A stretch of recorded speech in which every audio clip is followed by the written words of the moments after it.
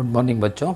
आज हम morphology of flowering plant, जिसमें हम चैप्टर नंबर 5 में हम आगे के वॉल डिस्कस कर चुके हैं, दैट इज़ कैलिक्स और कोरोला। और अभी हमें डिस्कस करना है इसका मेल वॉल, जिसको बोलते हैं एंड्रोसियम।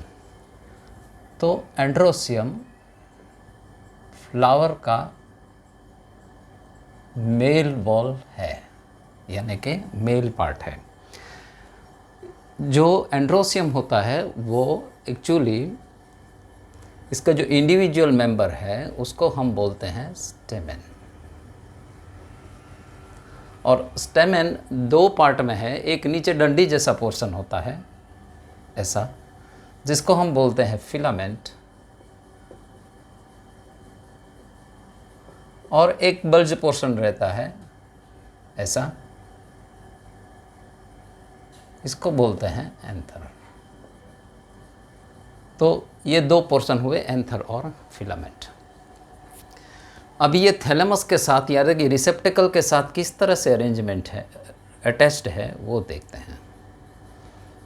ये मैं इसलिए बता रहा हूँ कि एक बार ये पूछा गया था। तो जो थैलेमस, ये फिलामेंट है, ये वाला एंथर है, और ये वाला थैलेमस है। थैलेमस है, रिसेप्टिकल भी कोई बोलते हैं। तो अगर ये फिलामेंट है, वो थैलेमस का जो ये वाला एंड है, इसको बोलते हैं प्रॉक्सिमल एंड, प्रॉक्सिमल एंड। और ये वाला जो एंड है उसको बोलते हैं डिस्टल एंड। तो ये थैलेमस के साथ किस तरह से अटैच होता है, इसकी बात हुई। अभी एंथर है, वो आपको एक लोब भी मिलेगा या दो लोब भी मिलेंगे। मतलब ऐसा एक लोब भी मिलेगा जिसको हम मोनोथिकस कहते हैं। ये जो इसका लोब है उसको थीका बोलते हैं। और अगर एक ही लोब है, एक ही लोब मिलता है, तो इसको मोनोथिकस या मोनोथिकस बोलते हैं। और अगर ऐसा दो मिलते हैं आपको, एक या दो, तो इसको हम डाइथिकस बोलते हैं। नॉर्मली यही देखने को मिलता है, लेकिन ये भी बहुत सी फैमिली में मोनोथिकस भी देखने को मिलता है। अभी किस तरह से ये फिलामेंट और एंथर का अटैचमेंट होता है, इस तरह से उसका फिक्सेशन के नाम अलग अलग रहते हैं। ये आपका एंथर है, तो पॉसिबिलिटी क्या है, यहाँ से भी अटैच हो सकता है। ये एंथर है। दूसरी पॉसिबिलिटी, यहाँ से भी अटैच हो सकता है। तीसरी पॉसिबिलिटी ये कि ये वाला पूरा पोर्शन में यहाँ से अटैच होके फिर यहाँ होता है।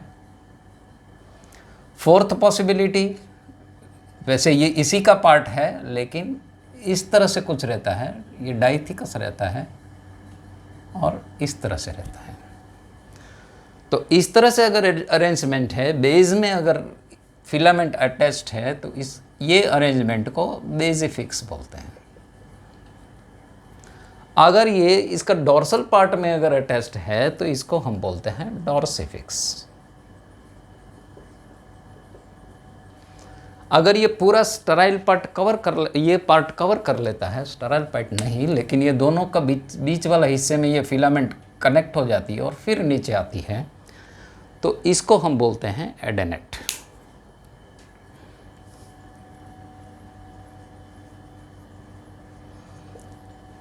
और ये वाली ऐसी टाइप की अरेंजमेंट है, लेकिन स्लाइटली डिफरेंट है, तो ये अरेंजमेंट को वर्सेटाइल बोलते हैं। वर्सेटाइल अरेंजमेंट, ये वर्सेटाइल। ये नॉर्मली जहाँ पे पॉलिनेशन की आवश्यकता एनेमोफिलस मतलब विंड में रिक्वायरमेंट होती है, उस टाइप में ये अरेंजमेंट पाई जाती है। तो ये फिक्सिंग कहाँ से फिलामेंट एंथर के साथ अटैच्ड हुई, इस तरह से इसका हम डिफरेंशिएट करते हैं, बेसिफिक्स, डॉर्सिफिक, एडेनेट एंड वर्सेटाइल। अभी थोड़ा और आगे बढ़ते हैं कि फिलामेंट है, इसकी क्या कंडीशन है, तो फिलामेंट है दो तरह की पाई जाती हैं, या तो फिलामेंट सारी फ्यूज़ हो जाती है या तो अलग अलग मिलती है। तो फिलामेंट और एंथर सब अलग अलग है, तो उस टाइप का एंड्रोसियम या मेल वॉल को हम पॉलीएंड्रस बोलते हैं। और जहाँ पे कुछ ना कुछ पार्ट फिक्स हो, या तो फिलामेंट फ्यूज़ हो गई, या तो एंथर फ्यूज़ हो गया, या तो सब फ्यूज़ हो गया, तो उसको हम सिन एंड्रस बोलते हैं।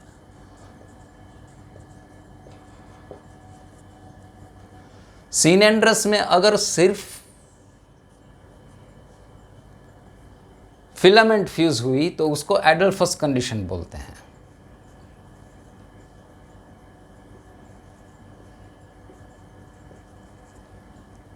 अभी फिलामेंट अगर दो बंडल बना रहा है, ये पॉसिबिलिटी कितनी है, अगर एक ही बंडल सारे फिलामेंट फ्यूज हो गए, यहाँ पे फिलामेंट फ्यूज हो गए और सारे एंथर यहाँ से आपको निकल के बाहर आ रहे हैं, ये आप मालवीएसी यानी चाइना रोज में आपको देखने को मिलेगा। ठीक है, तो ये एक ही बंडल बनता है तो उसको हम बोलते हैं मोनो एडल्फस कंडीशन। अगर दो बंडल बन जाते हैं, एक बंडल ऐसा बनता है तो एक बंडल यहाँ पे 9, ये पेपिलियोनोसी फैमिली में आपको देखने को मिलेगा 9 बंडल फ्यूज हो जाते हैं और एक भाई साहब अलग रह जाते हैं इसमें 1 2 3 4 5 6 7 8 9। तो ये भाई साहब अलग रह जाते हैं, ये 9+1 अरेंजमेंट में आ जाते हैं, और ये होता है ये मोनोइडल फिल्म आपको मालवीएसी फैमिली में मिलेगा, चाइना रोज में मालवीएसी। फिर ये डाई एडल्फस कंडीशन आपको मिलेगी पेपिलियनसी फैमिली, ये पेपिलियोनोसी फैमिली में मिलेगी। और अगर बहुत सारे बंडल बनाते हैं, 3 या ज़्यादा बंडल बनाते हैं, तो उसको हम पॉलीएडल्फस कंडीशन कहते हैं, जो कि आपको जितने साइट्रस लेमन है या तो ऑरेंज का फ्रूट है, वो वाला सारे साइट्रिक फ्रूट वाले जो फ्लावर्स होते हैं, इसमें ये कंडीशन पाई जाती है। इसमें एक बंडल बनता है, फिर दूसरा बंडल बनता है, फिर तीसरा बंडल बनता है, फिर चौथा बंडल बनता है, इस तरह से मोर देन 3 या मोर देन 3 बंडल्स पाए जाते हैं। तो ये कंडीशन जहाँ पे बनती है, इसको हम यहाँ सिर्फ फिलामेंट फ्यूज़ है, ये बात समझ लो कि हम सारे फिलामेंट फ्यूज़ की बात कर रहे हैं, अभी तक एंथर फ्यूज़न की बात नहीं कर रहे हैं। तो ये वाली कंडीशन, 4 कंडीशन पॉसिबल है। एडल्फस माने कि सिर्फ फिलामेंट अगर फ्यूज़ हो गई, एक ही फिलामेंट बन गई, एक सिंपल एक ट्यूब बन गई और दूसरे एंथर बाहर निकल गए, जो कि आपको चाइना रोज है, ओकरा है या कोसीपियम है, उसमें देखने मालवीएसी फैमिली में नॉर्मली देखने को मिलेगा। डायएडल्फस कंडीशन माने ऐसे एक 9 का बंडल बन गया, एक अलग से दूसरा बंडल बन गया, तो ऐसे 2 बंडल बन गए, तो इसको डायएडल्फस कंडीशन बोलते हैं, और ये पेपिलियोनोसी फैमिली में मिलती हैं। ये पॉलीएडल्फस माने एक से ज़्यादा बंडल बन गए या ऊपर में एंथर अलग से रह गए, ये पूरा यहाँ फ्यूज़ हो गया और यहाँ पे आपको अलग से मिलेंगे, ये फ्यूज़ हो गया यहाँ पे और यहाँ पे आपको एंथर अलग से मिलेंगे। तो 1 से 3, 2 3 से ज़्यादा अगर मिल गया तो ये साइट्रिस में पॉलीएडल्फस कंडीशन, जो साइट्रिक फ्रूट हम खाते हैं उसमें मिलता है, ऑरेंज है वगैरह में। तो ये हुई सिर्फ फिलामेंट फ्यूज़ की बात। अभी एंथर भी फ्यूज़ हो सकते हैं। तो जहाँ पे एंथर फ्यूज़ हो जाते हैं तो वो कंडीशन को हम सिन जेनियस कंडीशन, इसमें इसके सिन एंथ्रस कंडीशन बोलते हैं। लेकिन कोई कोई बुक में आप सिन जेनियस भी पाएंगे, सिंजेनियस कंडीशन भी पाएंगे, उसमें सिर्फ एंथर फ्यूज होते हैं इस तरह से। एक एंथर फ्यूज हो गया, थोड़ा कलर अलग ले लेता हूँ।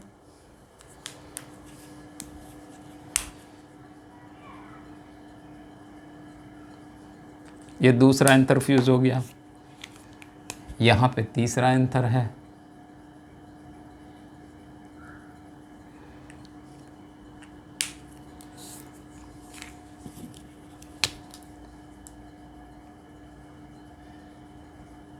और इसके सारे फिलामेंट अलग अलग हैं।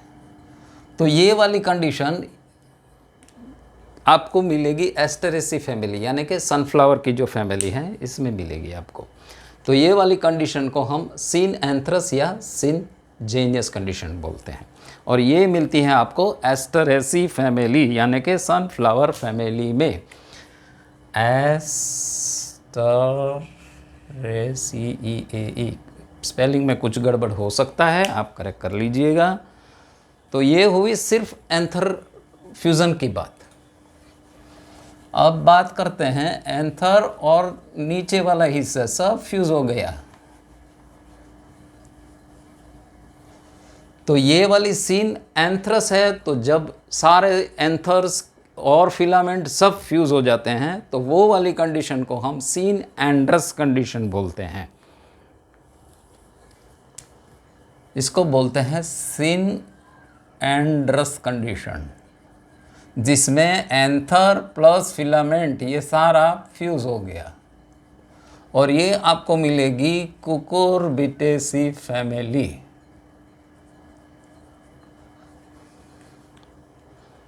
कुकुरबिटेसी फैमिली की ये कैरेक्टरिस्टिक है, जहाँ एंथर और फिलामेंट सब फ्यूज हो जाता है और एक बंडल बना देता है। अभी हम बात करेंगे थोड़ी दूसरी अटैचमेंट की, ठीक है। अभी जो फिलामेंट है उसका कोई भी हिस्सा अगर पेटल के साथ जुड़ गया है, तीन पॉसिबिलिटी है, या तो पेटल के साथ जुड़ सकता है, या तो टेपल के साथ जुड़ सकता है, या तो सेपल के साथ जुड़ सकता है। तो इस तरह से उसके नाम हो जाते हैं कि अगर फिलामेंट है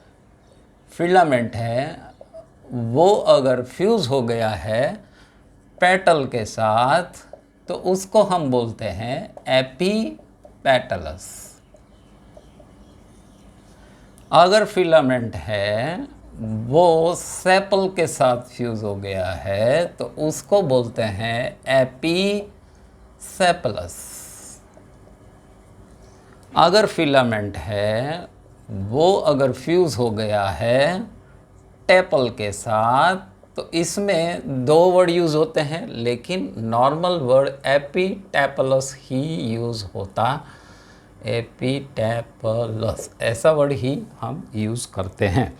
लेकिन कोई कोई किताब में आप इसको एपीफाइलस ऐसा भी देख सकते हैं। तो इसको टेपल के साथ अगर फ्यूज़ हो गया तो एपीफाइलस भी बोल सकते हैं।